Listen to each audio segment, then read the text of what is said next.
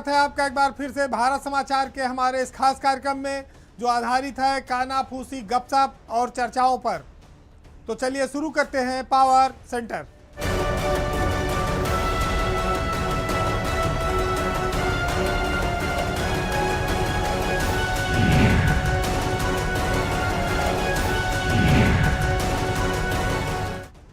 अपने यहाँ एक कहावत है कि 9 दिन चले 2.5 कोस। ये कहावत भाजपा पर भी इन दिनों काफ़ी सटीक बैठ रही है, क्योंकि 9 महीने में वो एक प्रदेश अध्यक्ष नहीं खोज पाए हैं। वो देश की सबसे बड़ी पार्टी है, प्रदेश में भी उनकी लगातार दूसरी बार सत्ता है और 9 महीने हो जा रहे हैं प्रदेश अध्यक्ष का ऐलान नहीं कर पाए। और इसी ऐलान की वजह से योगी मंत्रिमंडल का विस्तार भी रुका हुआ है। अब अध्यक्ष नहीं आ रहा है, संगठन तय नहीं हो रहा है, जो लोग इंतजार में थे उनका टाइम बीत रहा है। 3 साल योगी सरकार अपना पूरा कर चुकी है, चौथे साल में चल रही है। सत्ता की जो मलाई का मामला है वो ज़्यादा बचा नहीं है, मान के चलिए अधिकतम 20 महीना, क्योंकि उसके बाद आचार संहिता लग जाएगी।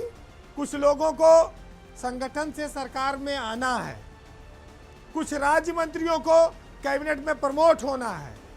ये सब भाजपा के प्रदेश अध्यक्ष के चयन पर रुका हुआ है।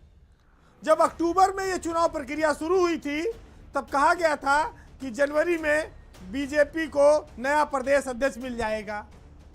तब से लेके आज 9 महीना होने जा रहा है, ना तो नया अध्यक्ष मिला और नया मंत्रिमंडल का विस्तार हो पाया। अगर आप देखिए तो इस वक्त मंत्रिमंडल में 54 मंत्री हैं, 6 जगहें खाली हैं।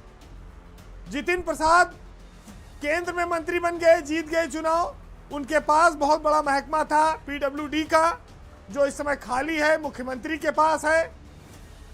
अब वो मंत्रालय किसको दिया जाए, जब नए मंत्री बने तब तो तय हो।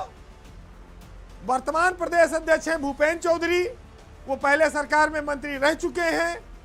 उनकी जगह जब कोई नया अध्यक्ष आएगा तो फिर वो दोबारा से सरकार में जा सकते हैं, उनको मौका मिल सकता है। पार्टी में कुछ ऐसे नाम भी हैं जो मंत्री बनने की आस लगाए हुए हैं। एक चर्चा यह है कि स्वतंत्र देव सिंह दोबारा से प्रदेश अध्यक्ष बन सकते हैं, लेकिन बीएल वर्मा का नाम भी बहुत प्रमुखता से चल रहा है। 2 नामों में से ये कयास है कि यही कोई अगला बीजेपी का प्रदेश अध्यक्ष बनेगा। स्वतंत्र देव बनेंगे तो वो दोबारा बनेंगे। बीएल वर्मा केंद्र में मंत्री हैं, उत्तर प्रदेश सरकार में एक बार वो एक निगम के चेयरमैन रह चुके हैं। तो 2 नामों में से किसी एक की लॉटरी लग सकती है, लेकिन जो लोग आज तक न मंत्री बन पाए हैं वो ये सोचे कि अपनी सरकार है, कुछ ही दिन के लिए मंत्री बनने को मिल जाए। गोविंद नारायण शुक्ला, उसमें इनका नाम प्रमुखता से चल रहा है कि उनको भी अगर विस्तार होता मंत्रिमंडल का तो हो सकता बन जाते। जेपीएस राठौर हैं, असीम अरुण हैं और नितिन अग्रवाल हैं। ये 3 लोग हैं जो स्वतंत्र प्रभार के मंत्री हैं। इन मंत्रियों के काम को देखते हुए सरकार इनके प्रमोशन पर विचार कर रही है। ये तीनों नाम कैबिनेट स्तर में बनने के लिए लगभग सक्षम हैं और योग्य हैं। तो 3 राज्य मंत्रियों के नाम चल रहे हैं कि उनको कैबिनेट मंत्री बना दिया जाए। भाजपा 54 मंत्रियों से कौन सा फायदा ले रही हो, 60 बनाने में क्या नुकसान हो जाएगा।